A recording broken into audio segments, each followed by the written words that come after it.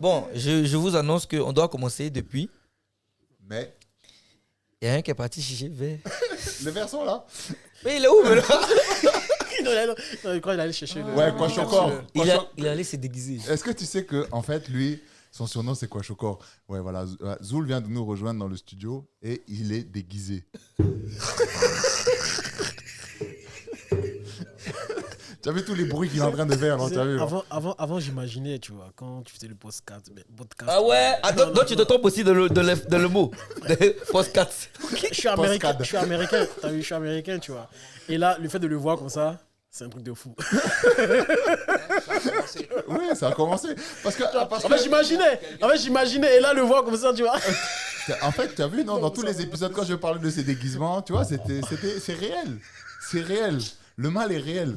Tu as vu? Regarde, il va ressortir, il va changer encore de déguisement. Je veux juste savoir.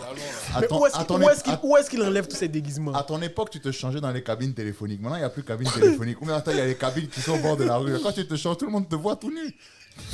Non, maintenant, il me change dans ton bureau. Tu te changes dans... Tu aimes le regarder. Oh, bon, les gars, je pense que c'est le moment de lancer le jingle. Bien sûr. Un jingle bien frais comme ça. Ça sera Attends, pas... les auditeurs ne savent pas déjà... Ah si, ils le connaissent. Non, nous, on... Non, pour le moment, non. Vous allez vous présenter après le jingle. Déjà, là, j'ai enregistré. Mais ils savent que Niska est là ou pas? Peut-être que... Non, ils savent pas. Okay. Monsieur. Hein? Allons-y, laissons le jingle. Merci. Allez, silence.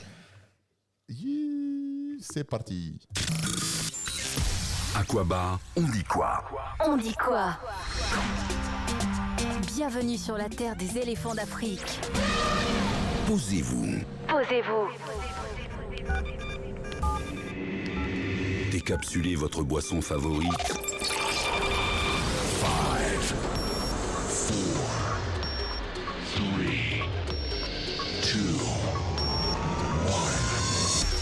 1. Oubliez vos gourmands et appréciez ce podcast. Abidjan Talk Live. Abidjan Talk Live. Chaque fin de semaine, enregistré depuis nos studios à Trècheville. Venez découvrir toutes les actualités Et les histoires qui comptent. Voilà.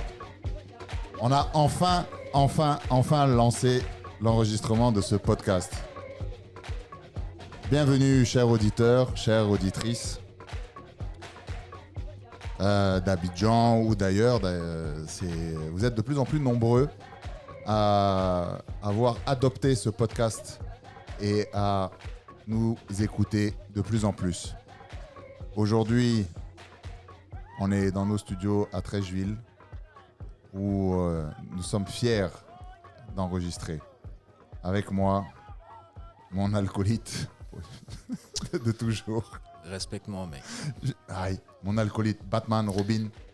Moi, Non. j'annonce la couleur, je suis déguisé en la petite princesse. Au moins, c'est fait, c'est fini. Il a abordé. Je t'ai fait une Eminem, là. T'as abordé la stratégie de Freddy. Direct. Hein, en même temps. Petite sirène. Petite sirène. Ouais. Sirène Netflix. C'est-à-dire tu gardes ta barbe. Ouais, mon frère, ce que tu veux. Non, bah, parce que Netflix, c'est ça. Non, Mami Wata, version Mami Wata. Version Mami Wata. Ouais, on a qu'à rester local. Zoul, on dit quoi? On est là. Ça va? Ça va. Comme d'hab. Comme d'hab. Ouais, comme d'hab. Il n'y a rien qui a changé entre la semaine dernière et aujourd'hui. Une semaine, quoi? Semaine boulot. Comme d'habitude. Comme d'habitude. T'as pas pris un jour off dans le milieu de cette semaine? Non, il y avait férié, mais moi j'ai bossé. Toi, tu as bossé. Ouais. Donc en fait, Zoul, c'est un gars qui bosse tout le temps. Tu vois, Windows se met en veille, mais lui, il est en veille, il est en veille active. Moi, beaucoup de gens me posent cette question, je réponds. Quand j'étais petit, je suis monté dans un taxi. Ouais. Il y avait un autocollant sur sa boîte à gants. C'était marqué « La beauté d'un garçon, c'est le travail ». Donc depuis, je cherche à être beau. Ah, mais tu es beau. Donc tant que ça ne dure pas, je continue. Mais tu peux t'arrêter, il faut profiter de la vie un peu. Même avec un taximan, tu peux faire arrangement aussi. Non, il va te déposer quelque part. C'est la nécessité. C'est une nécessité. Ouais. Avec nous, ils essayent de camoufler un peu leur rire. Et puis, mais sinon, en vrai, ça doit faire peut-être 1 heure qu'on est ensemble et on a juste enregistré que 6 minutes, à peine. William, comment vas-tu? Très bien. Et chez vous? Oui, moi, ça va. Mais tu peux me tutoyer. Ah oui? Oui, tu as le droit, ça va me tutoyer. En fait, je voulais. Je suis stressé à cause du gars avec la tenue de sirène. À côté de moi. Tu vas t'habituer au bout d'une heure, tu vas voir ça passe. Là, ça m'inquiète. Là. Écoute, il est Mon assez. gars, il me stresse. Là, est-ce qu'il peut aller un peu. Il est dans son bocal d'eau là, il est en train de jouer avec sa queue dans son bocal d'eau. D'accord, Jouer avec sa queue, c'est. il est- Ça peut porter à confusion là. Garba 50, queue de poisson, ça peut te tuer, hein. Faites Ça peut te tuer, hein. Ça veste qui le mot. Et là, vous avez entendu encore notre deuxième invité du jour, Niska. Niska. Niska, on dit quoi? Ça va. Méchant. Je l'ai imité à Ouzo en fait.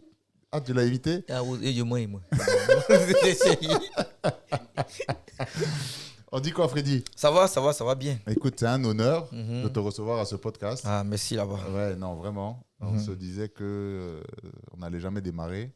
Mais bon, il a fallu t'attacher aussi. Grâce à William et ses gros bras, on a pu t'attacher pour que on puisse au moins commencer à parler. C'est clair. Donc, bienvenue à Abidjan Talk Live. Je sais que, William, toi, tu écoutes les épisodes. Bien sûr. Je suis assidu. Et franchement, j'adore. C'est pour ça, lorsque tu m'as proposé de faire un tour à ton podcast, franchement, j'ai pas hésité. Je me suis dit, ce sera le moyen d'échanger. Mais est-ce que tu sais que, pour la petite histoire, tu es un des premiers à qui j'ai parlé de ce podcast-là ouais avant même de le faire?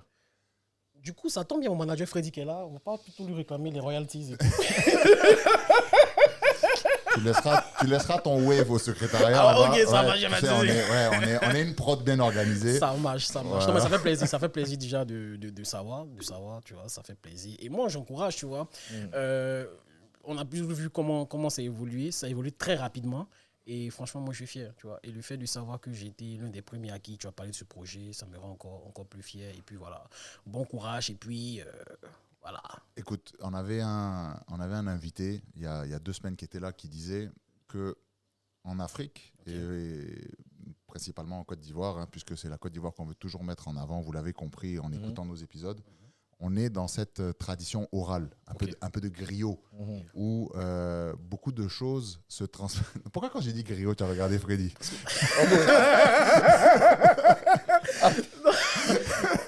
Il a les petits trucs de griot, tu vois. Laisse-lui de faire une petite animation, machin, tout ça. Il vient pas du Nord. Vas-y, c'est un truc. Ça va nous coûter cher? On dit il y a le wave. En bas, on dit il y a wave en bas. Ah oui? On fait wave. Attends, mets le son. Hein? C'est que non, il n'a qu'à d'avance d'abord. Les gars, Non, mais la sirène à côté me stresse en fait. Les gars, En vrai, la sirène me stresse. On rigole là, mais. Verse à checker sur lui. Là, il se rapproche un peu. Verse à checker sur lui. C'est lui là qui me moyen. Ah, c'est lui là. Ouais. Peut-être que tu ressembles à Dinor, hein, en vrai. hein. Ça lance des trucs ici, hein. Ça s'attaque un peu, hein. Méchant. Méchant. Et toi, Freddy, qu'est-ce que tu penses un peu du concept même du podcast? Ouais, En général, pas d'Abidjan Talk Live, du concept même d'échanger. Mais c'est cool. Moi, il parle beaucoup. Ouais. Donc, s'il y a des gens qui parlent beaucoup aussi, ça fait ZZ. Tout le monde est pareil. Non, mais en fait, même ce podcast-là, moi, je trouve ça cool parce que c'est relax, en fait. Les gens ne voient pas. Normalement, par exemple, là, tout le monde est bien habillé, sauf... Tu vois, Sirène. sauf la sirène, mais on est relax et tout ça, voilà. On boit de l'eau. Zoul va plus parler. On va plus parler parce qu'on est 3 contre 1. Zoul, défends-toi. Non, un peu. Un peu. Mais Zoul, tu peux tout dire. Si tu dis sur mon nez, moi, ça n'a pas fait peur. Moi, c'est une nécessité. Comme on dit, les nez pour briller. Voilà, donc c'est même plus néfaste de me faire un commentaire comme ça. Honnêtement. Moi, je trouve que tu as le nez de Neymar. Ça passe un peu, mais... Il sait pas quoi dire. Tu es né pour briller. C'est pour avoir son agent aussi. Ah ouais? Neymar. Tu as le talent de Neymar? En fait, je vous jure, les gars, je sais pas comment je vais monter cet épisode-là, mais en tout cas, ça va être un gros challenge pour vous proposer un contenu cohérent. Attends, on va se calmer un peu. Non, y a rien. On est arrivé, c'est bien vrai, c'est bien mignon, mais ça te dit quoi, Freddy, si on prend le contrôle, en fait? En fait, on a déjà pris le On prend contrôle. le contrôle de l'émission, en fait. Voilà. Bon, allez, salut les auditeurs. Voilà, bon, c'est William Colombo. Oui, moi c'est Freddy Niska. Voilà, à partir de maintenant, on prend le contrôle de l'émission. Donc, Voilà. Alors, monsieur Farid, vous pouvez vous présenter Oui, bien sûr.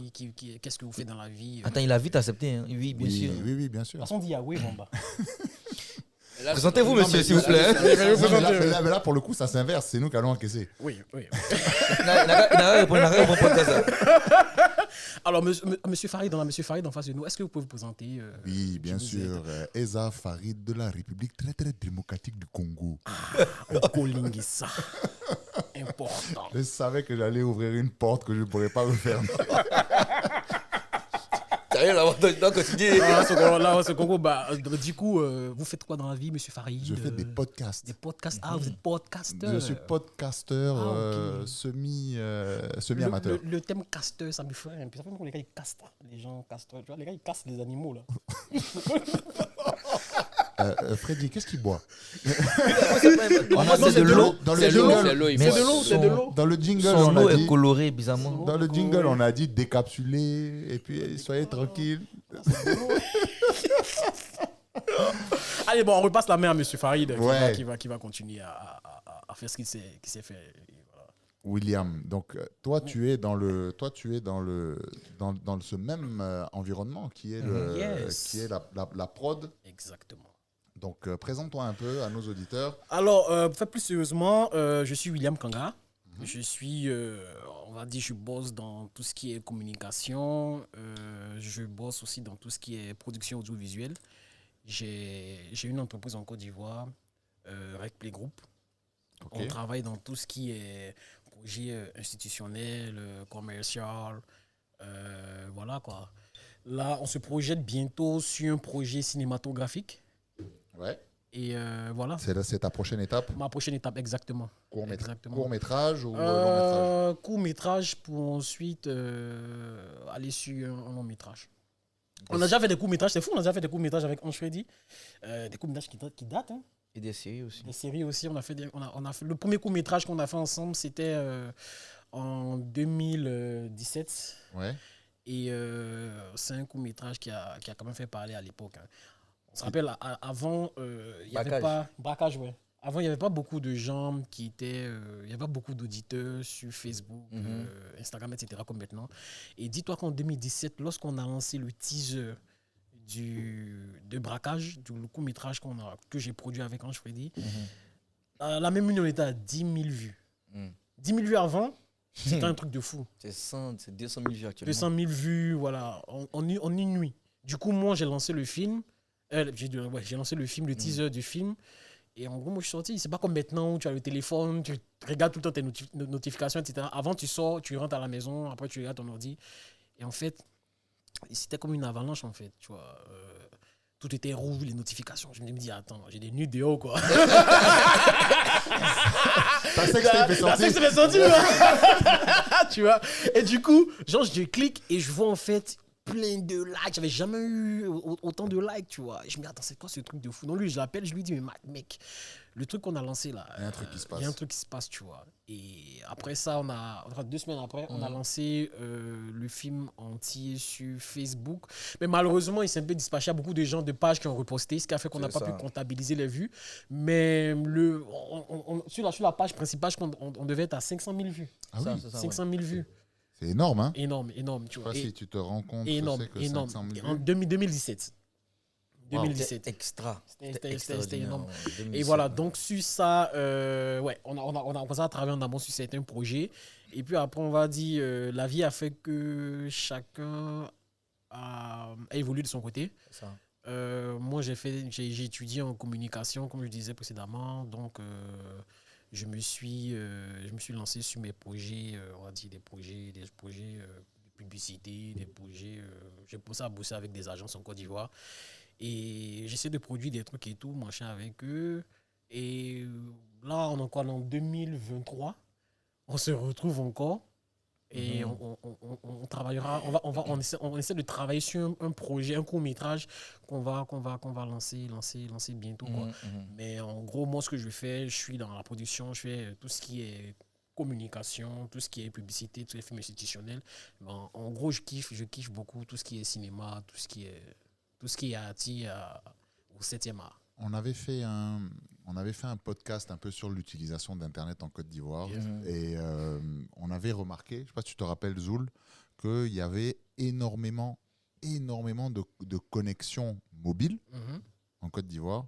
Énormément de connexions mobiles. Et sur les réseaux sociaux, de très très loin, on avait Facebook qui était... la plateforme la plus utilisée. Qui est la plateforme la plus utilisée en Côte d'Ivoire. Ok. Et tu penses qu'aujourd'hui, on va dire tes spectateurs ont évolué avec le temps, de 2017 jusqu'à aujourd'hui? Bon, je ne dirais pas, je ne suis pas prétentieux de le dire et de dire que mes téléspectateurs, mais je pense que les téléspectateurs d'Ange Freddy ont évolué. Le monsieur, maintenant, il est au million. Téléspectateurs, non, spectateurs. Non, spectateurs, voilà. Désolé du thème. Et le monsieur, il est au million de vues et au million d'abonnés sur Instagram. Moi, je me suis concentré, on va dire, sur tout ce qui était corporate. Donc, c'est clair que... Non, c'est pas la même. C'est pas la même Mais cible. depuis 2017, votre projet en commun, vous n'avez plus de projet en commun. On a eu un projet en commun vite fait en 2018, Emergency. Ouais, Emergency. Emergency, mais le projet le plus puissant, c'était Braquage. Mais après, lui, il a continué. Hein. Lui, il a continué. Il fait de très belles vidéos sur Facebook et tout. Il a continué. Donc, ce qui fait que lui, il a gardé les auditeurs. Et je pense que si on doit lancer un projet, on lancera via lui sa page, son contenu. Et ça, on est juste malin en fait. C'est comme s'il y a un qui est devant la caméra, l'autre est derrière. Déjà, ce qui serait bien, c'est que tu te présentes parce que peut-être nos auditeurs ne te connaissent pas. Et ça... Ils me connaissent maintenant qu'ils ne me connaissent pas. C'est normal. C'est pas grave. Oui, mais on va les Je attirer. suis triste, mais bon. Mais si tu dis qu'elle a tapis rouge, tout ça, mais non, tu vas te présenter. Oui, il faut te Tu as la présenter. petite sirène quand même. C'est lui, je l'avais oublié. Là. Là, même un coup de stress là. Oh, putain. Donc voilà, je suis Ange Freddy Guessant, créateur de contenu, humoriste, donc sur scène, acteur, réalisateur, etc. Mais photographe de formation. C'est la photographie qui t'a amené à ça? Ouais, plus ou moins, parce que c'est la photographie qui m'a envoyé en Tunisie, où j'ai plus ou moins commencé parce que je m'ennuyais. Il faut le dire, parce que c'était pendant la période de Daesh, si je ne me trompe pas. D'accord. Où il y avait les attentats et tout ça. Là. Donc on est arrivé. Donc, photographe, reporter, tu étais? Même pas. En fait, en gros, je vais pour des études en photographie en Tunisie. Sauf qu'on est en 2014. Donc, il y a toutes ces histoires-là, malheureusement, d'attentats, de ceci, cela. Donc, il y avait beaucoup de restrictions, surtout pour les étrangers. Pas de racisme. Hein. C'est juste que, imagine, on nous donne un exercice à faire, ou bien nous, on a des idées de création, on fait une photo, mais c'est la nuit. Pour faire un bokeh, tu vois, donc un arrière-plan bien flou. Sauf qu'il y a le ministère de la Défense. Alors, le pays est sur alerte maximale. Donc c'est mort en fait. Donc c'est mort. Donc on ne peut pas faire de photos dehors si tu n'as pas une autorisation de l'école. Et l'autorisation peut venir après 2 semaines. Donc imagine déjà, on a cours 3 fois dans la semaine. Les autres jours, tu dois prendre pour faire la pratique. Tu ne peux pas faire ça dehors. Donc à un moment, tu finis par te lasser et puis il n'y a pas assez de personnes qui faisaient la photographie. À un moment, je me dis, bon, je reste là et il y a mes amis qui font des vidéos sur Internet. Je dis, bon, vu que moi, je fais photographie et puis je fais aussi matière facultative, réalisation, donc je vais cadrer leurs vidéos, c'est tout. Un jour, à force de cadrer, il y a un qui me dit, il y a un acteur qui manque. Donc la communauté ivoirienne, c'est un Congolais, tout ça. Il y a quelqu'un qui manque, pardon. Moi, il faut que je... Donc si moi, je peux le remplacer pour jouer. Il dit, ah bon, moi en tout cas, vous voyez déjà les vidéos sur YouTube, hein, les Mr V, Norman Mehdi. Moi, franchement, je n'aimais pas. La période des Vines, ouais. C'est ça, justement. Secondes, ouais. Donc, je ne me voyais pas faire rire. Parce que moi, en fait. Vine, c'était 3 secondes, non? Oui, 6 secondes. 6 secondes. C'est passé tuteur et puis après, ils ont laissé. Donc, j'ai dit, bon, je vais mettre la vidéo, les commentaires. Non, lui, il est fort, il est fort. À un moment, les gars n'avaient pas de page. Ils disent, bon, créons une page. On crée la page, les trucs commencent. J'ai dit, bon, voilà. Et puis, on voit placement de produits, pour rien comme ça. Un gars qui nous appelle depuis la Côte d'Ivoire. Tu es étudiant en Tunisien. Alors, bon, en fait, j'ai un site là. Je vais vous envoyer de l'argent. J'ai un exemple simple comme ça. Je vais vous envoyer 100 000 francs. Voilà, pour que vous mettez ça dans ma vidéo. Bon, des gars qui font des vidéos, ils ne reçoivent pas d'argent. Ils ont l'habitude de faire ça. Maintenant, toi, tu leur dis que tu vas le donner. Il va commencer à gagner. Il dit, mais attends. On dirait que c'est pas si... Oui. C'est chouette parce que tu te retrouves. Moi, je trouve que c'est un parcours chouette. Enfin, c'est pas tout le monde qui peut garder cette motivation-là où tu es parti pour apprendre quelque chose qui est ta passion de base, la photographie. C'est ça. Et dans ton parcours, en fait, on te dit non, à cause de problèmes, on va dire, politiques, peu importe, tu es contraint, en fait, à rester peut-être dans ta chambre d'étudiant et tu dois te retrouver, te réinventer. Et puis, la chance aussi, parce qu'il faut savoir saisir sa chance. Peut-être que tu n'aurais pu ne pas être là au moment où ils avaient besoin d'un acteur. On va remercier cet acteur. Mais bien sûr. On va lui envoyer un Orange Money. Non, donne-moi, tu me donnes et je lui donne. On ne donne pas à quelqu'un. Mais moi, je suis ton manager. Ce podcast n'est pas monétisé. Tu as renversé quoi? Non, tu étais mon manager sur la première version. Mais cette version, Cette version, Tu vois, Zoul, on dit quand tu veux mettre palabre entre deux personnes, mets l'argent. tu mets l'argent au milieu. Et puis si le palabre, tu mets 1000 francs entre eux. Et puis si le palabre même s'accentue, c'est qu'il y en a un qui veut 600. Donc là, actuellement, je ne sais pas lequel des deux veut 600. Non, moi, je veux 700. C'est que tu nous as donné 2000. Ah ouais.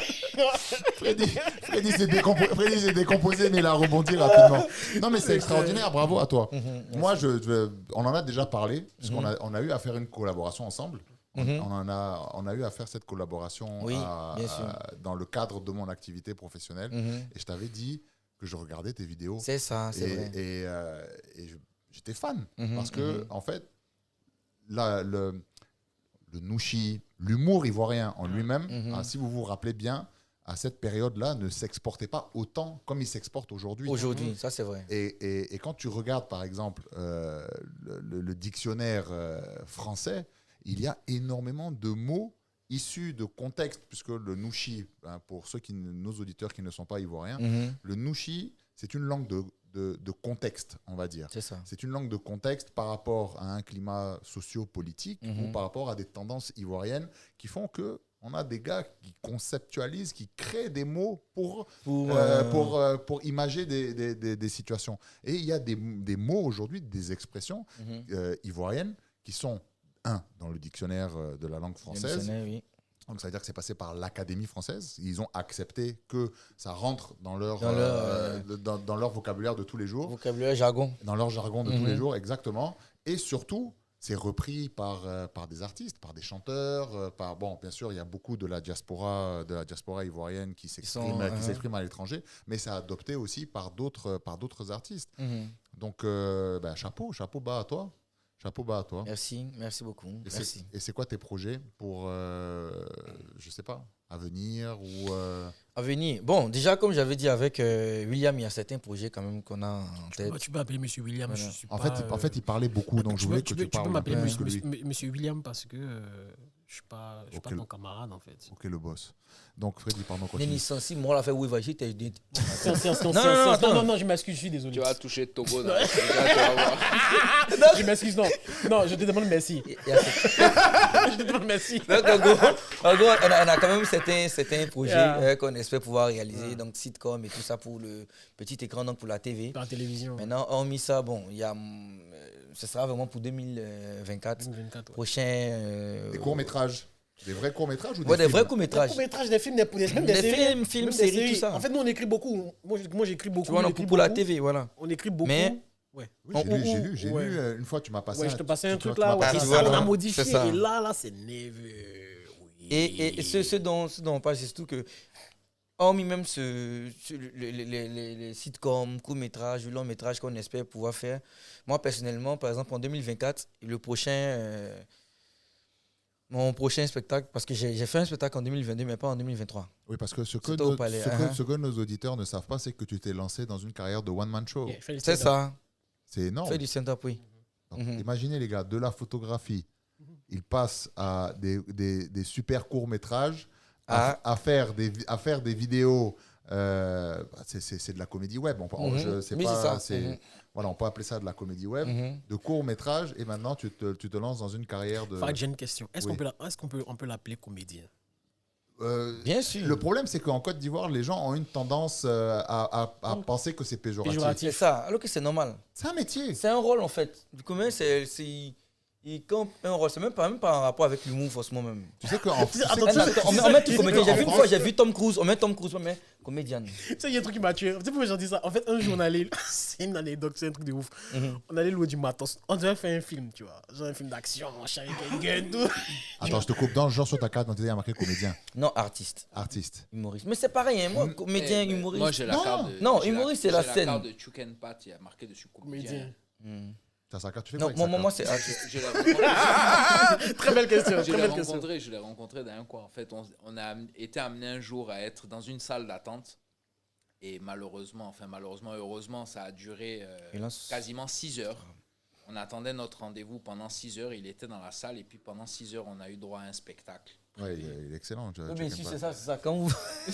Mais c'était phénoménal. En fait, il te donne une. Attends, on va revenir sur l'anecdote. Non, juste le petit truc. Juste le petit truc, ce qu'il a dit là, Ouais. où ils ont fait 6 heures et puis ils ont eu droit à un spectacle. En fait, un humoriste prépare il teste ses vannes Ah, quand il est dans les coins comme comme ça ça. en public. Là, si je fais en public, tu peux pas savoir que c'est un texte que je prépare. Donc, je te dis juste une blague. Ouais. Quand je vois que ça prend, si les gens rient beaucoup plus, je garde ça, je complète à mon texte. Ok. C'est des petites techniques. Mais moi, j'ai une question, les gars. Je reviens un peu en arrière. Vous êtes connus comment, vous deux? Qui le moi. Ouais. Mais attends, c'est un truc. Ah non, c'est fou. Attends. Parce Il y a qu'on plein- n'a pas attends, il y a commencé trop- il y a par plein la. de trucs. Comment il vous faut êtes qu'il termine connus? son Non, anecdote. attends, il y a plein de. Attends, je finis l'anecdote et puis on arrive. En gros, donc, on part sur un tournage, on préparait un tournage et tout. On s'est dit, on va faire un autre truc d'action, etc. Parce que braquage, c'est action. Et ça fait rigoler. Et on peut avoir en fait, le gars qui nous mettait les trucs en location, là. C'est-à-dire les gadgets, les armes, etc. Les machins et tout, tu vois. Et on arrive.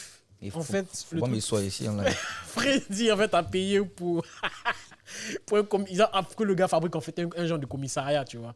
Donc, on arrive et puis le commissariat n'est pas là. On arrive jusqu'à Yopougon, c'est loin, tu vois.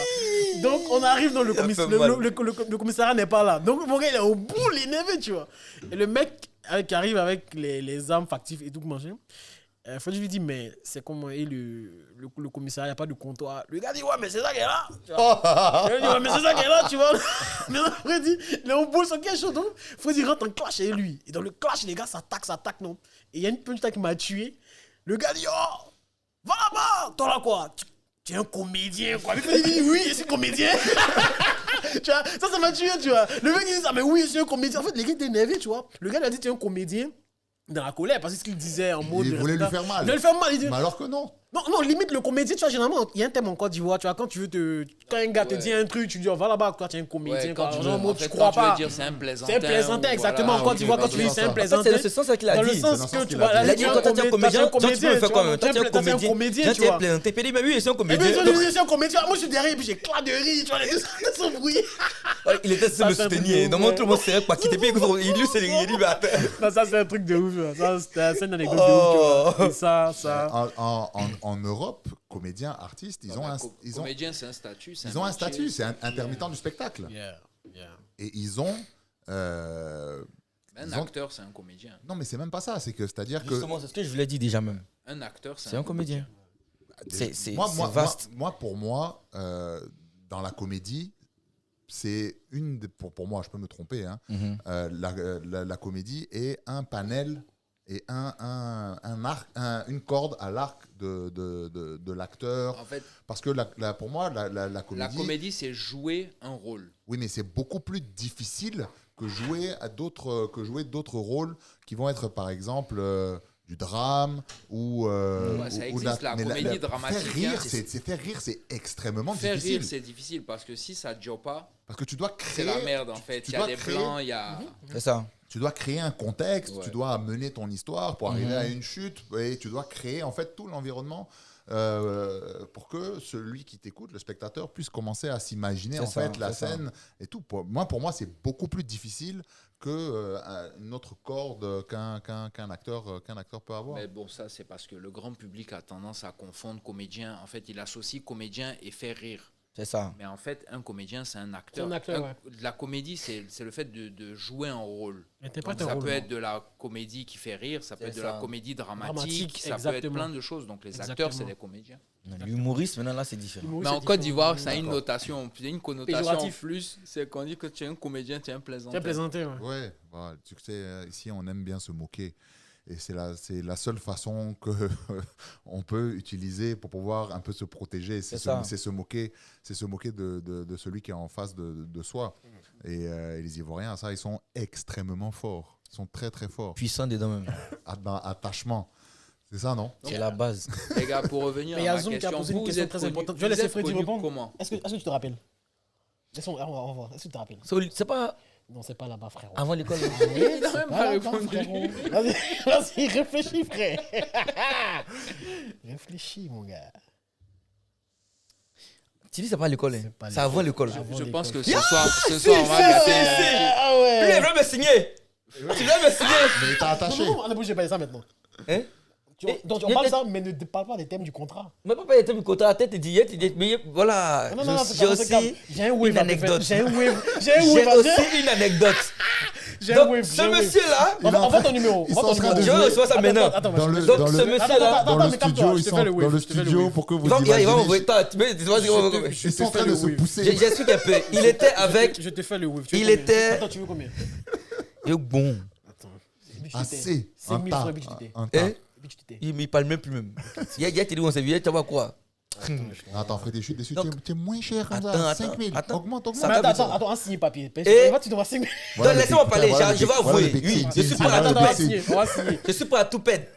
Alors, donc en fait, non, à la base, c'est si tu veux, quand j'ai commencé les petites vidéos, comme j'ai dit, depuis la Tunisie, il avait il a toujours l'agence, mais il y avait peut-être un contrat, hormis ça, où il voulait me signer, moi, signer ordinateur, donc l'ex-danseur de Arafat, Moi, j'ai un plaidoyer. un groupe aussi de rap. Donc ils ont bien choisi un danseur, j'ai un un rappeur, plaidoyer. un humoriste. Ils ont choisi 3 personnes qu'ils veulent signer. Nous, on arrive. J'ai jamais signé dans une maison de production. Donc je vois William avec son ami. Tu as vu ton qui nous disent, bon voilà, voici le contrat, lisez un peu, machin. On arrive, d'abord, on est en bas de chez eux, il n'y a même pas de local, hein. On est assis en bas, il faut comme ça. Bon, on dit en même temps, automatiquement, on fait un test. En tant qu'artiste, on dit, bon attends, il a vérifié si le producteur là, il est vraiment prêt pour nous, bien, il a beaucoup de trucs. On fait comme ça. Nous trois, on fait même boss. On a faim, il dit, attends, on arrive. Ils sont partis acheter.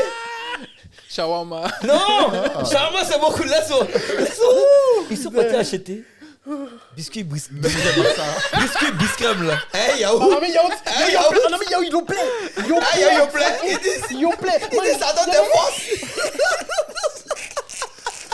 Dis-moi, William, où tu as appris tes techniques de négociation?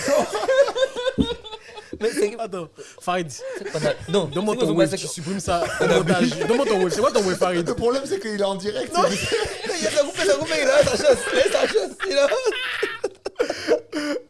Non, en vrai, le truc, c'est quoi? Biscuit, Non, à la base, c'était pas ça. Non, mais le mieux, c'est c'était pas ça. Yoplait donne des forces. Yoplait.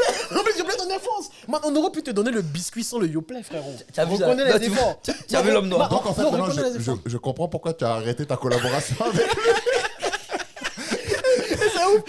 Et puis, attends, rappelle-toi, on a payé ton taxi. Est-ce que pour Il voulait signer On a fait ton un contrat à 10 ans. Il voulait signer pendant 10 ans. C'est que lui. pour braquage, il a mis pecto dessus? Là, il a mis un pembro. Il veut un contrat à 10 ans.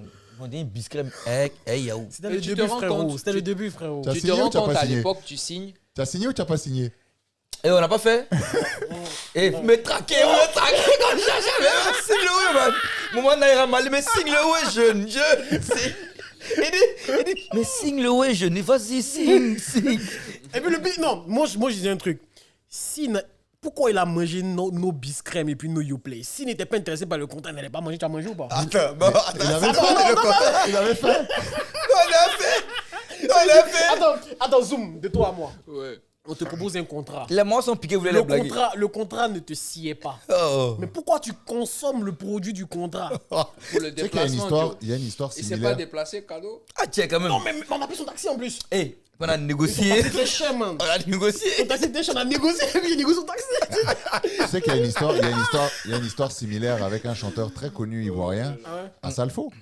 Et qui? Asalfo. C'est lui qui était le producteur, bien le. Asalfo, il devait aller à la production pour Premier Gaou et il n'avait que l'argent du transport aller. Ok. Il le raconte souvent. Ok. Donc, si nos auditeurs, et même toi, Freddy, à l'occasion, cherche cette histoire-là, tu peux la trouver facilement sur Internet. Ils avaient que le transport pour pouvoir aller au studio d'enregistrement pour pouvoir faire premier gaou.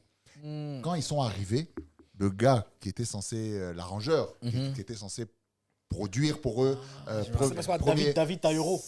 Moi, j'ai pas dit le nom de quelqu'un. Ils sont cette histoire. Et le gars n'était pas là. Okay. Donc eux, ils n'avaient plus l'argent transport pour rentrer à la maison. Je sais pas comment ils se sont gérés. Soit ils ont attendu, mais ils se sont gérés, ils sont repartis à pied, je crois, et après ils sont revenus et ils ont enregistré premier gaou. Mais la vérité, ça vaut pas biscotter Yoplait. Ouais, bon, ça quand même, j'aurais pas osé. Moi, j'aurais pas osé. Yoplait donne des forces ou pas? Oui, ça donne. Et puis à nous trois, c'est pas Yoplait, ça recharge. c'est Vigor. Ah ouais? Yoplait, c'est quoi? Ah, c'est Yoplait, tu me plais. Ouais, Yoplait, tu me plais. Tu me plais, c'est Vigor qui donne des forces. Et lui, il abuse, tu vas trouver 2 Yoplait, frérot. Parce que là, il dit, il va réfléchir, tu vois, il d'abord le premier Yoplait, tu vois. Et puis il dit, mais c'est comment? Genre un deuxième? C'est un Yoplait à quoi? Donc, c'était Yoplait nature. Yoplait nature. En plus, nature. Yoplait nature, c'est les gars, donc les gars, ça marche pas. Donc vous vous rencontrez comme ça. Ils signent pas du coup, donc j'imagine que vous vous séparez, mais qu'est-ce qui fait que vous gardez le lien? Non, tu lui refais une autre proposition plus tard? Non, en vrai, non, tu te rappelles plus. En fait, comment on s'est connus? Je l'ai connu grâce à Daddy, c'est un ami photographe. Oui, la photo. Voilà. Je faisais la photo. Et moi, en fait, ce que je faisais avant, je fais des vidéos. Moi, je filmais un peu tout, je filmais un peu... par exemple, quand il y a mes gars qui font des photos, moi, je fais des making-of, des behind the scene, etc., tu vois. Et du coup, mon Daddy m'a dit, l'importe qui fait la photo et tout, tu vois. Et donc, du coup, je me dis, vas-y, moi, je suis chaud à le rencontrer et tout. On peut bosser, faire des trucs. C'est bien les scènes, c'est tout que je kiffais. Je postais avant sur YouTube. Bien des scènes, en gros, ce sont les making-of des shootings photos, montrer un peu comment ça se passe, etc. Et, tout. Et du coup, il me l'a présenté. C'était à Sainte-Cécile, non? À la pharmacie Sainte-Cécile, il habitait la zone. Donc, c'est là que j'ai connu Freddy. Freddy faisait la photo. Moi, je faisais la vidéo. Donc, le premier contact, c'était la photo. Tu vois. Ça, c'est vrai, et le deuxième contact, moi, en gros... Non, pas ça. Yoplait, c'est venu après. Le truc, c'est quoi? Moi, en fait, parce que moi, j'ai étudié au Ghana. Okay. Moi, j'ai étudié au Ghana, tu vois. Et en fait, ce que j'ai fait au Ghana, je kiffais pas vraiment. Pourquoi tu es parti au Ghana? À la base, je jouais au foot. Ok. Je joue au foot. Il a trop grossi maintenant. Non. En fait, le truc, je joue au foot. Frérot, les ligaments croisés, tu connais? Non, ça c'est main croisée, mais. Pas comme Ganou. En gros.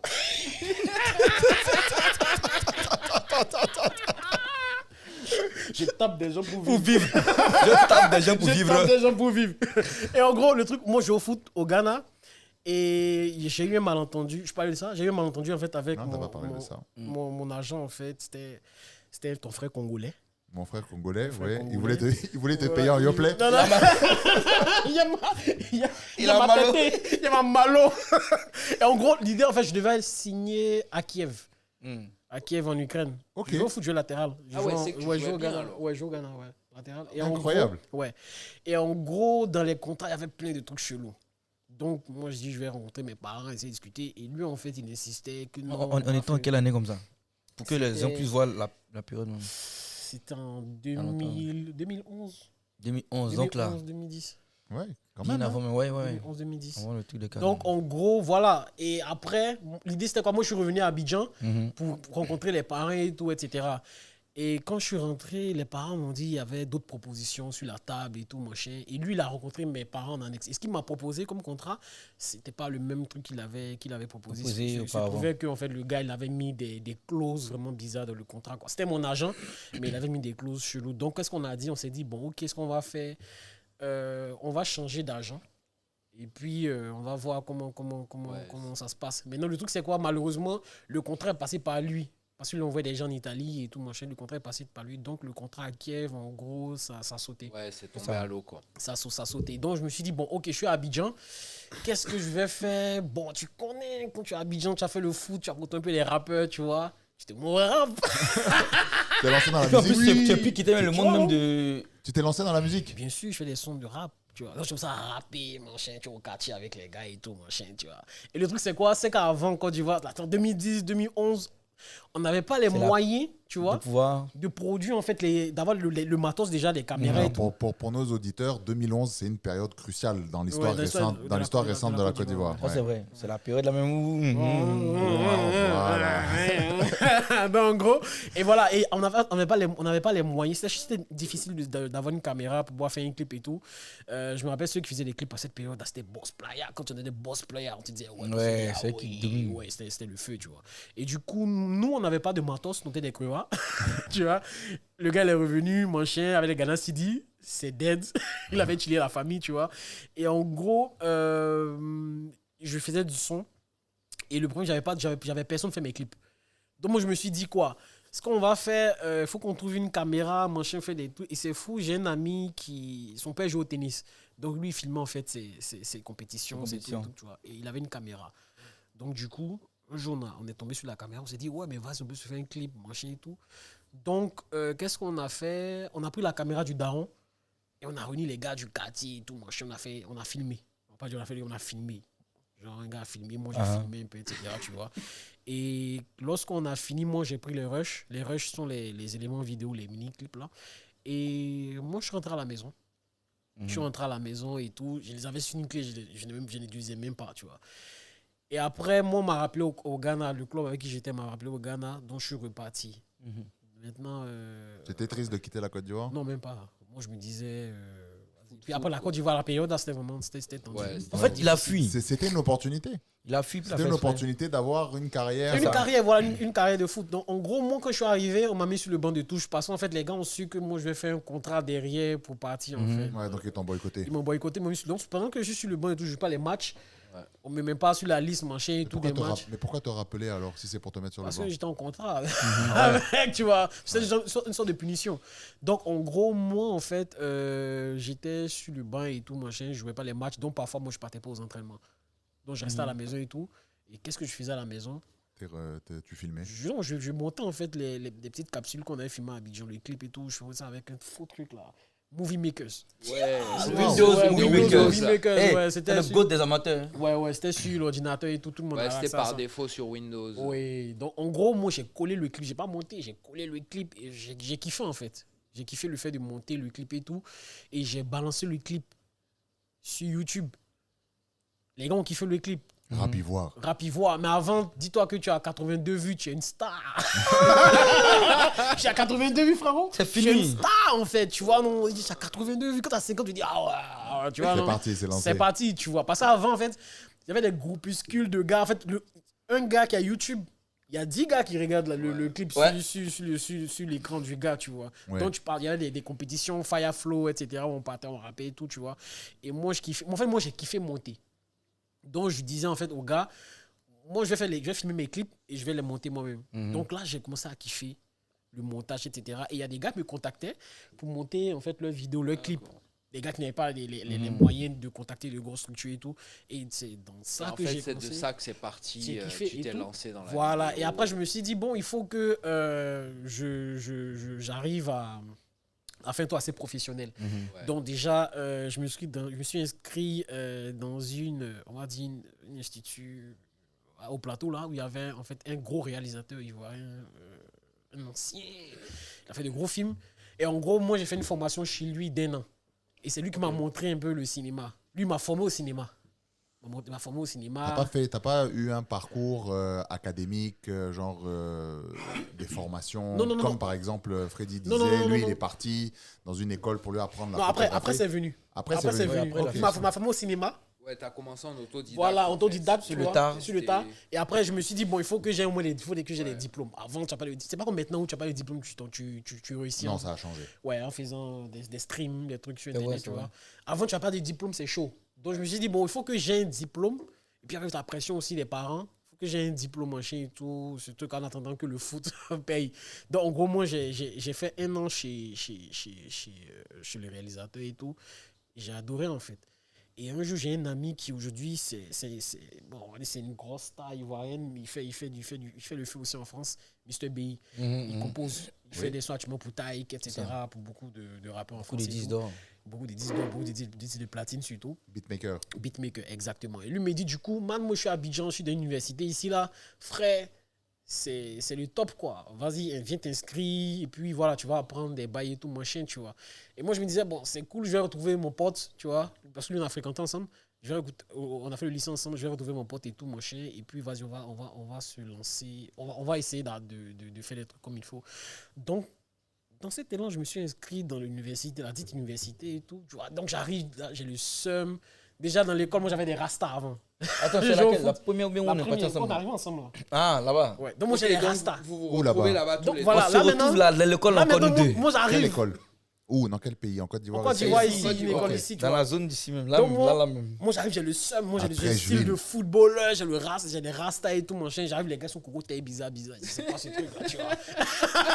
Tu vois, c'est quoi ce monde-là? J'arrive, je m'installe. Enfin, on était deux départements.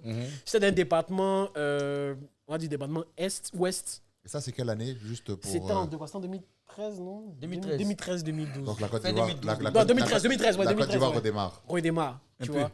un Et peu. donc du coup, moi, je reviens. J'étais à l'aile ouest. C'était en quoi? On va dire à 500 mètres de l'est, par exemple, du côté est. Donc, en gros, moi, je suis là-bas.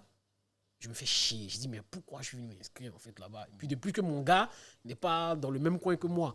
Et après, il se trouve qu'en fait, on dit on doit déporter les gars du côté est, tu vois. Donc, vas-y, moi, je suis candidat. Moi, j'ai retrouvé mon gars avec qui, genre, j'ai fait le lycée. J'arrive, je vois, il y a un mec, il est assis au fond de la classe. Il n'y avait personne, en fait. Je dis, mais lui, sa tête me dit quelque chose. Je dis, ah ouais, mais c'est le photographe que j'ai capté avec Daddy, tu vois. Et puis, genre, le gars, il arrive, et puis, genre, on s'assoit. Enfin, on se connaît pas. Tu connais Babi. Quand un gars t'a pas salué, tu le salues pas. Donc, on est assis, mon cher. Je le check, il me check. Et puis, toi, on se connaît, non? Toi, on se connaît, non? Ouais. Tu vois? Et puis, voilà, c'est une vanne. On commence à rigoler, tu vois. On commence à rigoler. Ouais, t'es bête. Tu vois, non? Et puis après, maintenant, il y a des gars qui étaient avec nous. Des gars, franchement, très rigolos, des AB, tout. Tu vois, on a formé un groupe. On était au fond de la classe. Le premier collectif. Et nous, on mettait des coups de pression, en fait, aux gars, en fait. Tu vois. C'est dit, les gars, viennent faire les coups, machin et tout. Et puis lui, en fait, lui, son truc, c'est quoi? Le mec, on l'appelait Dini. On le voit jamais en classe. C'est le mec, il arrive à 8h. C'est limite lui pour le transport. Et il part chiller. Il arrive à 8h, tu vois. Tu le vois devant l'école à 8h. Il te regarde plus. Il arrive plus à respirer. Là, tu es en train de le vendre moins cher. Tu vois, il arrive à 8h, tu vois. Mais tu sais, moi, je comprends parparfaitement qu'il y a des personnes qui ne sont pas faites pour suivre un rythme scolaire. C'est lui, tu vois. Et qui ne peuvent pas forcément suivre c'est un un peu cours comme, parce par exemple, que trop d'imagination, trop de C'est créativité. ça. Mais en plus en photo, tu vois, c'est comme si on fait photo depuis 2010, 2011, 2012. Et puis en 2013, on dit, bon, va faire une formation. Même ça les énervait. On va faire une formation, tu t'envoies, et puis on dit, bon, voilà, on va faire le premier coup. Qu'est-ce que Photoshop? Qui s'appelle P. H. Exactement. Donc, tu dis, mais attends, c'est quoi ça là? Et puis maintenant, les cours que tu vas apprendre, on te dit, c'est à partir du deuxième semestre, tu vois. Deuxième année. Tu sais, Zoul, il est dans Deuxième année. Zoul, il est dans la programmation et il a ce même genre de problème avec les étudiants ici qui, en fait, n'ont pas de pratique sur les vrais logiciels ou sur le vrai code. C'est beaucoup, ouais? très, très, très théorique. C'est très théorique, il y a très peu de pratique. Moi, je pense que à ta place, j'aurais voulu kiffer comment on manipule Photoshop, mais pas qu'on me dise c'est quoi Photoshop, ou ça sert à quoi. P-H-O, comment ça s'écrit P Entrer dans le détail. Dis-toi que dans le cadre dans le cadre de mon activité professionnelle, nous, on essaye de faire un partenariat avec des écoles ici pour tout ce qui va être la mécanique générale. Donc, on essaye de chercher des profils qui ont une base. Parce que l'école, en fait, te donne une certaine rigueur, pour moi, c'est ça, l'école. Ça t'a respecté un horaire, Voilà. respecter de la discipline, travailler, etc., etc. Donc, nous, des fois, on essaye de lancer des programmes comme ça où on récupère des jeunes apprentis en mécanique et on les fait travailler dans un stage, en fait, une formation pré-emploi. Okay. Et on essaye de récupérer des gars qui peuvent avoir un certain talent. Et on a eu beaucoup de mal. On a toujours, jusqu'à aujourd'hui, beaucoup de mal. Et il y a quelques années, je suis parti à la fameuse école où ils apprennent la mécanique, qui est une école à Jacquesville, qui est une école très, très honorable de mécanique. Mais les gars travaillent sur des voitures qui ne roulent même plus en Côte d'Ivoire.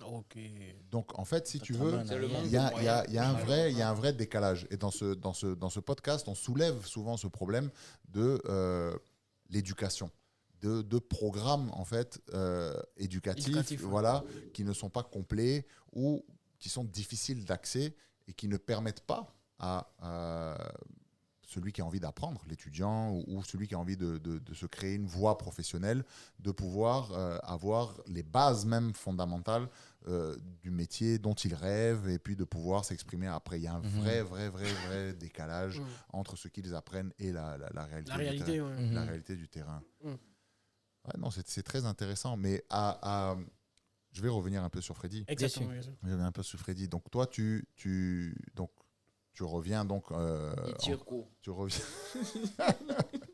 Il dit que tu es un sécheur, que tu tires. Il tire, oui. Mais donc à un moment donné, donc, c'est après cette école-là que toi tu pars après en Tunisie. Justement, parce qu'en fait, à la base, je cherchais une école de photographie. Il n'y avait pas ça ici, c'était infographie. Ouais. Donc j'ai dit, bon, alors machin.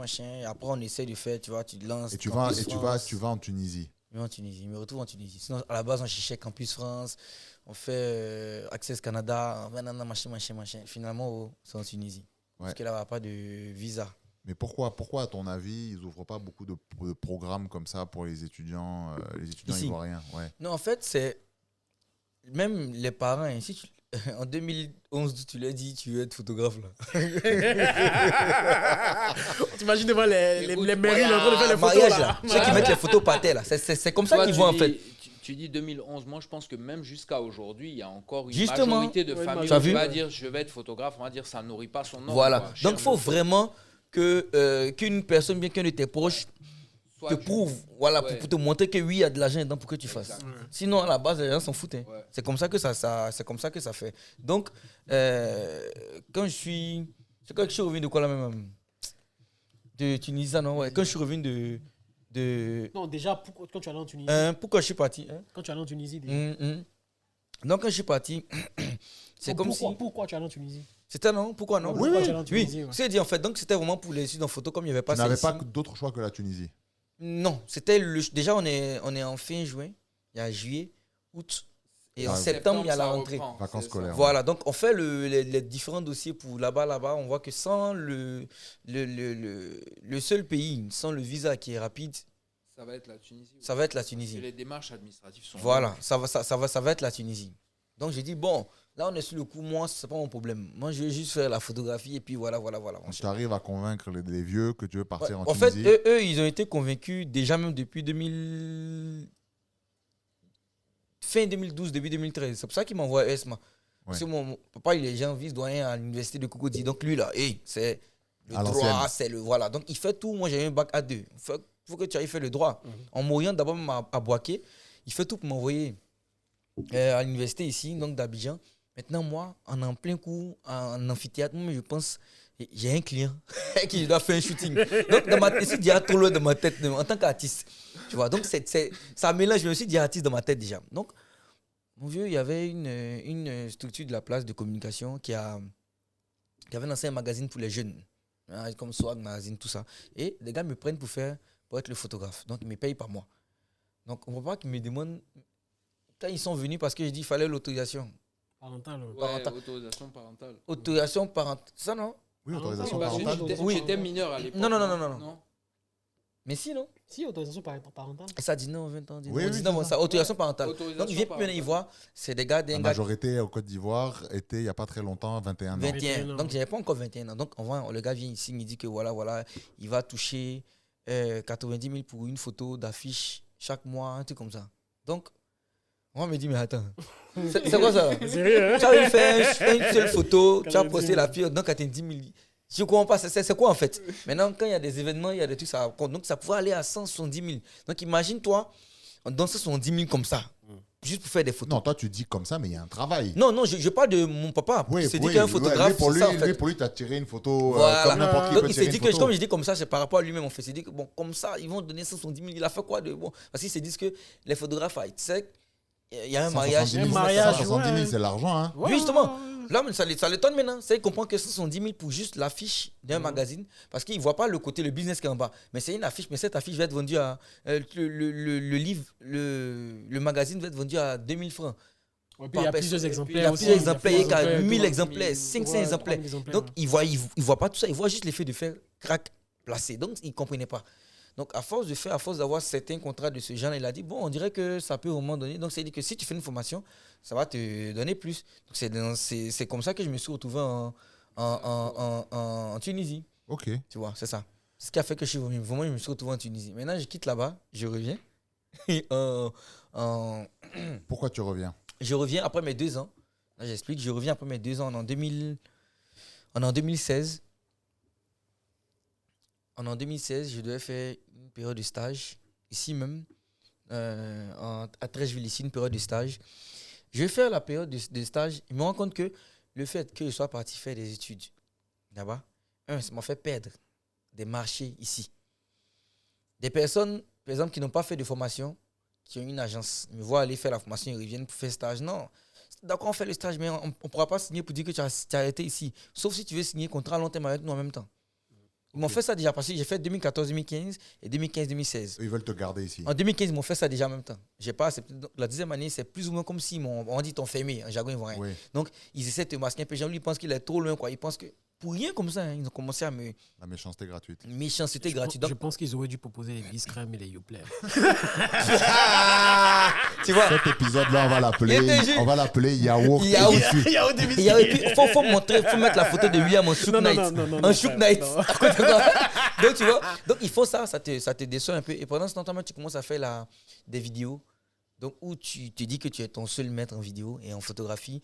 C'est pourquoi tu vas aller faire la formation pour ta passion. Tu n'arrives pas à pouvoir exceller ça ici. Tu dis, bon, ok, pour le moment, tu mets la photographie en stand-by, tu te concentres sur l'humour. Ouais, donc concentrer, ouais, ça. Ouais. On est arrivé là. On va clôturer cette première partie sur ça. Est-ce que, moi, ce que je vois, c'est que vous avez été guidé par la passion, en fait. Exactement. C'est la passion. Claire. C'est la passion. Et il y a beaucoup de pur hasard dedans. T'as pas remarqué? C'est pas pur hasard. Non, toi, tu penses que ce sont... Non, je dis pur hasard par rapport à... Non, quand je dis pur hasard, si je... Par rapport à... En fait, il n'y a rien de planifié. C'était pas planifié, en fait. Je dis, c'était pas juste que c'était pas planifié. Pour toi, c'était pas voilà, planifié. Même pour l'autre. Même pour lui. Pour William. Oui, il n'y a rien. Vive la Joie United. Il n'y a rien. T'allais nous Non, donner... c'est Real Madrid. Pourtant, si tu jouais, on a te dit, William, viens faire notre podcast, il n'avait pas venu. Ah oui. Ou bien? Man, limite, même moi, je disais quoi, à un période, je me dis, mais attends, frère, si moi j'arrive en Ukraine, mon cher, et puis après, je joue le championnat français, man, je peux jouer pour l'équipe de France, en fait. Donc, tu n'allais même pas jouer pour la sélection ivoirienne? Je suis déçu. Le wave d'équipe de France. Non, regardons la période. Non, la période. À la période, là, jouer pour un Ivoirien qui jouait pour l'équipe de France, il y avait Olivier Capot, il y avait Djibo Cissé, c'était le feu. Oui. Et moi, en fait... Je sens te couper. Pendant la période 2010, là. Oui. C'est bien à cette période-là où ils avaient pris l'équipe de foot pour aller les frapper, non? Ah oui. Non, ça, c'est non. avant. Ça, c'est avant. Ok. Mais en 2010, France aussi valait rien. Ça, c'est avant. Est-ce qu'on parle de Pascal Chibonda? Oui. Et vrai oui, fort. Non, mais 2016, c'était nul, où il y a le Dorasso. Quand Coupe du Monde 2010, la France est la plus nulle des équipes qui est partie. Mais Zidane a joué la Coupe du Monde 2010, non ou pas? Non, après ça, après 2007, il est parti. En 2006, Nice. C'était Nice, c'est pas le 2006, c'était 2010. 2006, c'était le retour de Zidane. De Zidane, ok. Ah ouais, Nice, c'était après Zidane. Et il y avait. Attends, quoi, contre Italie là? Ouais, voilà, le coup de boule. C'est 2006. Et Finale 2006. C'est 2006. Nice, c'est pas avant? Non, c'est après. C'est après. Non. Ouais, oui, c'est après, puisque en Afrique, Raymond Domenech. En Afrique, voilà, c'est ça, c'est 2010, c'est la pire saison. Afrique du Sud, ouais. Ils ont été nuls, hein. Ouais, ils ont été super nuls. Et le retour de Zidane, pour la petite histoire, on en a parlé dans un podcast qui va pas tarder à sortir ou qui sera sorti au moment où on va publier celui-là. C'était un France-Côte d'Ivoire au stade de la Mosson à Montpellier. Moi, j'étais... Avant là, non? En 2006. Ouais, je me rappelle. 3-0. C'est 3-0. Moi, j'étais... on était étudiants là-bas. On était tous les deux étudiants à cette période-là. Et puis, on est parti au stade de la Mosson pour voir ce match-là. Et les joueurs ivoiriens regardaient que Zidane jouer, en fait. Ils étaient en mode... Justement. Voilà. Tu vois. Mais d'accord, ok. Pour revenir un peu à la passion, moi, je trouve que c'est la passion qui guide, en fait, tous nos pas, c'est clair. Un peu tous nos pas, et on pense des fois que c'est de la coïncidence, mais en fait ce sont des portes de la chance qui s'ouvrent, et c'est ce qu'on appelle la destinée. Maintenant, si vous avez aujourd'hui des jeunes qui nous écoutent et que vous nous suivent. Voilà, et que vous avez un conseil à leur donner par rapport justement à vouloir faire les métiers que vous faites. Quel serait le conseil que vous leur donnerez? Tu commences? Ça dépend de toi. Hein. Ça dépend de moi. Vous allez peut-être susciter des vocations, on ne sait pas. Bon, déjà, le premier conseil que je donnerais, c'est être fort dans la tête. Être fort dans la tête dans le sens où c'est un métier qui nourrit son homme aujourd'hui. Ce qui fait qu'il y a plein, moi je l'appelle les requins, les varans. Parce qu'il y a plein de varans. Il y a plein de gens qui seront vieux. Même, il y a des gens qui vont te mettre des bâtons tes roues. Pour rien. Gratuitement. Gratuitement. Il y a des gens qui vont te mettre des bâtons tes roues. Il y a des gens qui vont, nous on appelle, encore dans le thème, qui vont te pili. Il y a des gens qui vont te pili, qui vont aller passer derrière toi pour aller voir tes clients. Il y a des gens qui vont... Je te rassure, ça existe dans tous les domaines. Non, bien sûr, mais dans le domaine de... C'est la nature humaine. Oui, mais dans le domaine de l'audiovisuel, c'est abusé. C'est comme le showbiz. C'est abusé. Ce qui fait que moi, aujourd'hui, tu vois, moi, je trie les gens avec qui je sors, avec qui je mange pas prendre un verre. Tu vois, parce qu'on ne sait jamais. Moi, je trie. Parce qu'aujourd'hui, là, les gens parlent beaucoup à Abidjan aussi. C'est-à-dire, toi, tu discutes avec une personne aujourd'hui. Moi, généralement, quand je discute avec des directeurs, des réalisateurs et tout, machin, moi, je suis fan de ce qu'ils font. Quand je suis fan de ce qu'ils font, quand c'est nul, je leur dis que c'est nul. Quand je suis fan, je discute, je suis ouvert avec tout le monde. Mais contrairement, il y a d'autres qui vont dire, ah bon, lui, il est gonflé, il aime faire ça, machin. On ne te juge pas sur ton travail. On te juge sur ta personnalité dans ce domaine-là. Donc déjà, c'est être fort. Mentalement, c'est-à-dire parce que les gens seront amenés à prendre beaucoup de coups. Beaucoup de coups au visage, il faudra être fort. Et puis après aussi, si tu choisis ce métier-là, il faut être fier de ce métier-là. Parce qu'il y a plein de gens, au jour d'aujourd'hui, ils vont se lancer dans ce métier-là. Il y a des gens peut-être qui travaillent dans une banque qui vont dire, ah ouais, bon, lui, il est photographe. Moi, on m'a déjà dit ça plusieurs fois. Moi, il y a des soirées. Mais gars, il y a des soirées, il y avait de grosses soirées à Abidjan. Moi, au début, je partais filmer les soirées. Tu vois? Oui. Il y avait African Money. Donc en fait, cette étiquette est restée sur toi. Attends, je t'explique. J'étais le gars qui filme au lieu de participer à la soirée. En fait, j'ai donné une baffe au gars, c'est quoi? Moi, je suis pas complexé. Moi, je tourne partout. Moi, tu peux me trouver à Wanch, tu vois, en train de mes galettes, en train de manger une yomi ou bien, c'est pas le truc là, soja, tout ça, les gars. Comme tu me vois autre part en train de siroter un grand cru avec des gars, moi, je trie pas. Voilà, je suis partout. Moi, je suis partout, tu vois. Et en gros, le truc, c'est quoi? C'est qu'avant, quand il y avait des soirées African Money, puis des grosses soirées à Abidjan, moi, me contactaient pour couvrir les événements. Et dis-toi que à la période où moi, je partais couvrir ces événements-là, mes gars, ils faisaient des bouteilles de champagne à ces événements-là. Mes gars faisaient 20 bouteilles de champagne. Je me suis dit, mes gars, et limite même, les gars partent avec ta go. Tu vois, ta go a ses copines, elle a ses copines, sont dans le salon. Et moi, en fait, moi, j'étais fort dans la tête. Je peux me dire, bon, ok, je vais cotiser avec eux. Pour les mots, je disais non. Tu as réussi à faire la part des choses. Exactement. Le professionnel et exactement. le privé. C'est-à-dire, moi, ma soirée, à la période, on va dire, je touchais 1 million, entre 500. Tu n'as pas besoin de donner des chiffres, mais tu travaillais quoi, je touchais correctement. J'étais bien payé. Et en gros, le truc, c'est quoi? Quand moi, je partais aux soirées, je partais couvrir les gars, ça ne savait pas ce que moi, je touchais. Donc, limite, les gars me snobaient, bien, c'était plus toi, tu es caméraman, le caméraman de la soirée. Je disais, oui, je kiffe ça. Puis moi, je leur disais un truc. Je suis le caméraman de la soirée. Mais toi, pendant que toi, tu viens gaspiller de l'argent ici, là. Moi, je ressors créditeur. Moi, le matin, moi, je fais plus oseille que toi. Et la go, tu veux pécho, là? Moi, je peux la pécho. La go, tu envoies en boîte de nuit, là? Moi, je la pécho le lendemain, tu vois. Et à force de dire ça aux gars, et après, quand tu dis ça avec confiance, les gars respectent ton travail. Quand tu pars sur les trucs, on dit, ah ouais, oui, mais là, vas-y, viens prendre un verre, manger, tout, non. Moi, je dis, non, moi, quand je travaille, je bois pas. Donc, les gars insistent, ah, pardon, prends un verre avec nous, manger, on te respecte. Oui. Parce que déjà, tu respectes ton travail. Quand tu respectes ton travail, les gens te respectent. Et les gens seront amenés quand ils choisiront ce métier-là. Parce que quand tu commences, tu n'es pas en haut déjà, tu n'es pas au top et tu commences en bas de l'échelle. Et quand tu commences en bas de l'échelle, c'est difficile. Les gens seront amenés à prendre des coups et tout. Et il faut être fort dans la tête. Il faut persévérer. Il faut persévérer, en fait. Malgré les insultes que les gens pourront sortir, les dits que les gens pourront dire. Il faut être fort dans la tête en disant, bon, ok, c'est une étape, je passe par là parce que je sais ce que je vais faire plus tard. Tu as le but ultime exactement, que tu veux atteindre et tu gardes ton cap. Exactement. Et moi, j'étais gars à la période qui faisaient la vidéo, qui ont arrêté la vidéo à cause de ça. Parce qu'on disait que, ouais, ils étaient manchés des gars de soirée. Ouais. Les gars de la night. Les gars de la night et tout. Mais après, je ne sais ce que tu fais au final le lendemain. Et toi, Freddy, si tu as un conseil à donner par rapport à ton parcours et au métier qui aujourd'hui est le tien, qu'est-ce que tu dirais à ce jeune auditeur qui se cherche et qui nous écoute? Déjà, moi, je vais lui dire d'être passionné et puis déterminé, comme il avait dit, passionné et puis déterminé.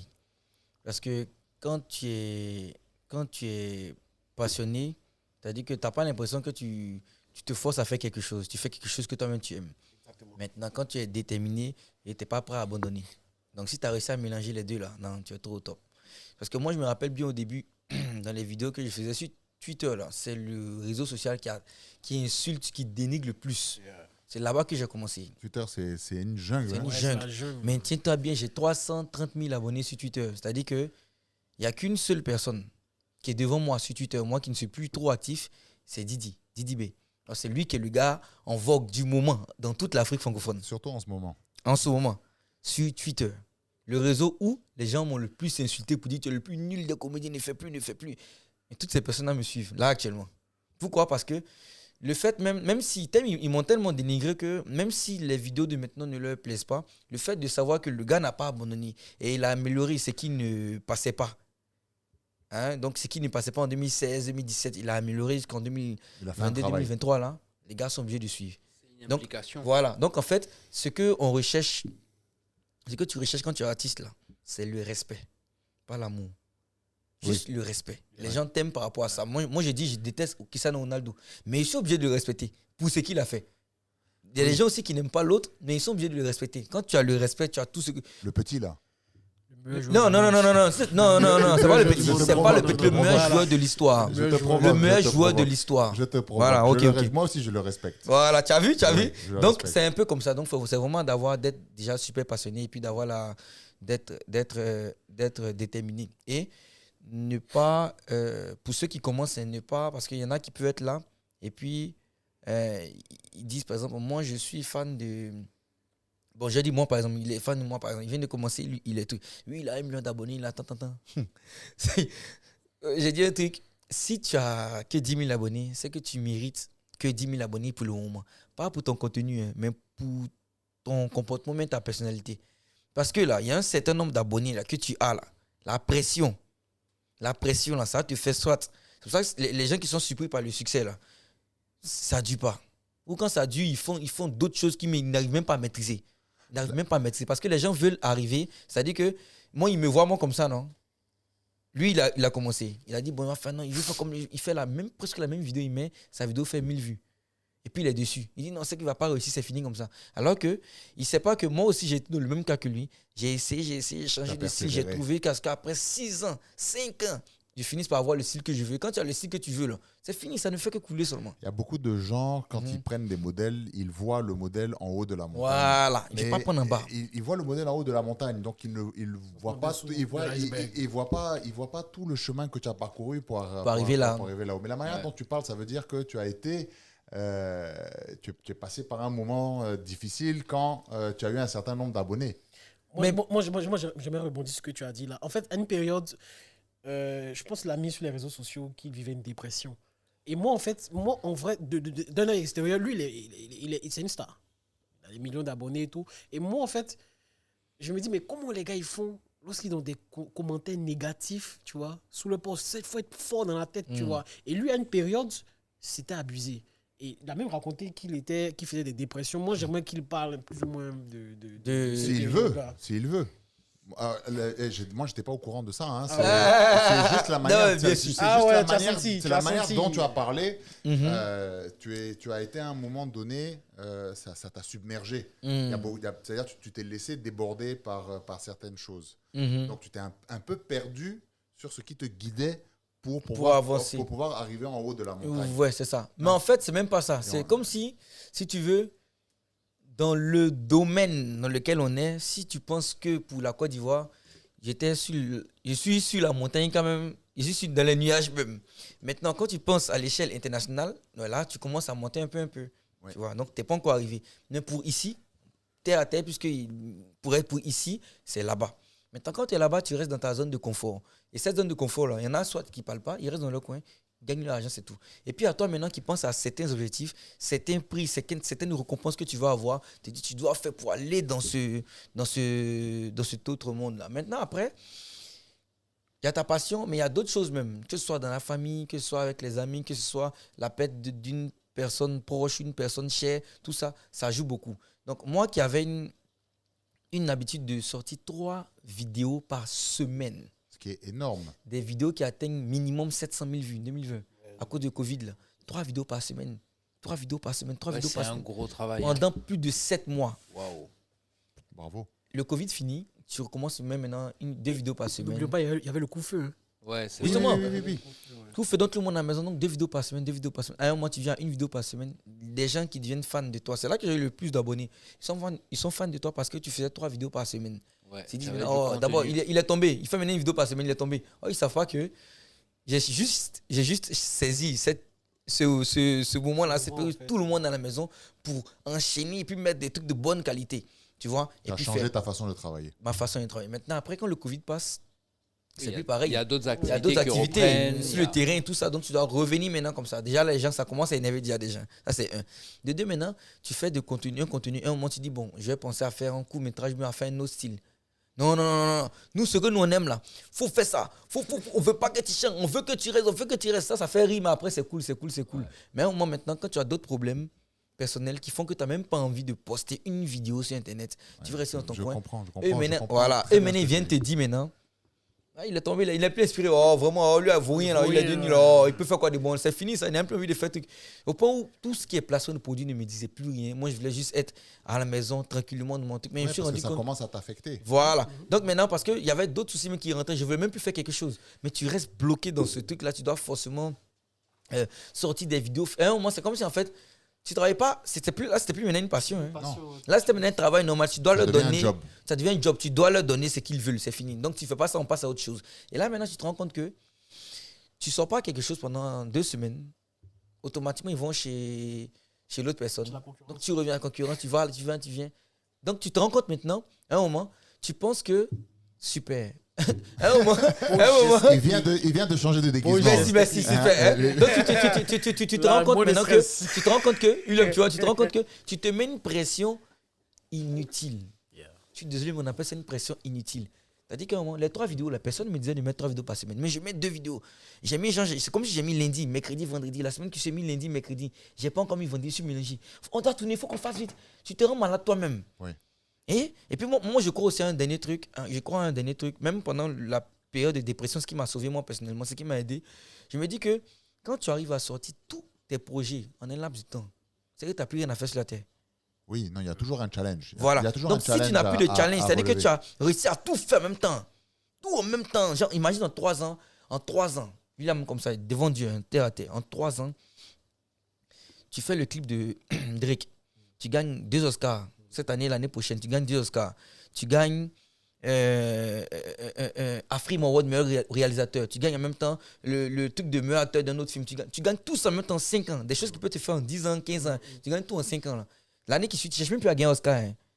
Tu vas devenir philanthrope, ou bien tu vas devenir truc, genre tu vas seul dans ton monde. Puis tu te dis que tu as tout gagné. Tu n'as pas envie de faire quelque chose. Tu te dis que bon, voilà, tranquille quoi. Et puis maintenant, la vie ne te dit plus rien. Tu deviens challenge. Voilà, puis le challenge, c'est fini comme ça. Donc moi-même, personnellement, quand je fais des vidéos, puis je vois que je suis en top, personnellement, je fais exprès de faire baisser le truc pour ne pas qu'il y ait trop les regards. Tu peux gagner de l'argent, mais quand il y a trop de regards, tu as une pression. Tu deviens stratège. Tu commences à gérer ta carrière. Tu te jettes, tu dis, bon, attends, non. Le truc là, la vie, c'est pas d'être toujours comme ça. Fais comme ça. Mais tant que tu peux enchaîner, tu enchaînes pour avoir le truc du moment. Mais après, la hype du moment, mais après, redescends un peu pour remonter. Parce que ceux qui font qu'ils ont une hype totalement comme ça, si tu as une hype pendant 5 ans, 6 ans, quand ça descend, là, tu n'arrives pas à remonter, peut-être tu n'as jamais testé ça. Elle remonte plus. Voilà, donc quand c'est comme ça, moi j'ai compris ce truc, je me suis dit, bon voilà. Sinon là, quand je dois mettre des vidéos depuis, je ne mets pas, je me dis non. Je ne suis pas encore, dans ma tête, ça va, mais je suis encore relax, donc je prends tout mon temps avant de faire. Peu importe, même si tu fais 10 ans avant de sortir un projet, quand tu sors, si c'est un projet qui mérite d'être connu, là, ça va prendre. On connaît, laissez cette affaire déjà.